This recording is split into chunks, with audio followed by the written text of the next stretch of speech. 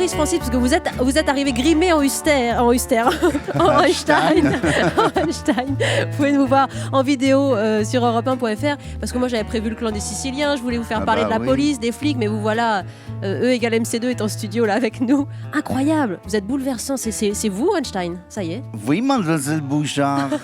oui, non, incroyable. c'est tellement un honneur de jouer ce rôle. Eric Emmanuel Schmitt a écrit sa pièce Diamant, un chef-d'œuvre évidemment d'intelligence puisqu'il s'agit d'Einstein, mais en plus d'émotion. Oui, c'est vrai, c'est terrible la vie de. Sur le paradoxe d'Einstein. Sur le paradoxe. Grand pacifiste, grand humaniste et qui fut en même temps à l'origine de cette pensée, l'uranium qui deviendra la bombe atomique. Oui, est-ce qu'il est le plus grand criminel du XXe siècle, ou alors au contraire, est-ce qu'il a sauvé la liberté au XXe siècle? Parce que si les nazis avaient eu la bombe atomique avant les Américains, voilà, on ne serait pas là tous les deux pour en parler, ni des millions de gens.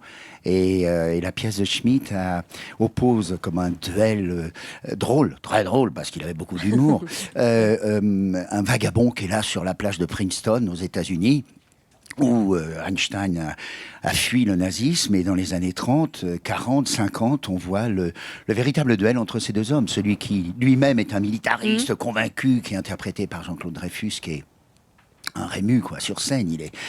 C'est dur de jouer avec lui parce qu'on doit aller jusqu'au profond de l'âme. Et puis, il y a cet inspecteur du FBI qui, évidemment, programmé par Hoover, veut arrêter Einstein. Et ça, c'est Dan Herzberg qui l'interprète. Francis Huster dans cette mise en scène de Steve Suissa, bientôt au Théâtre Rive Gauche. Ce sera le 30 janvier, c'est-à-dire la semaine prochaine.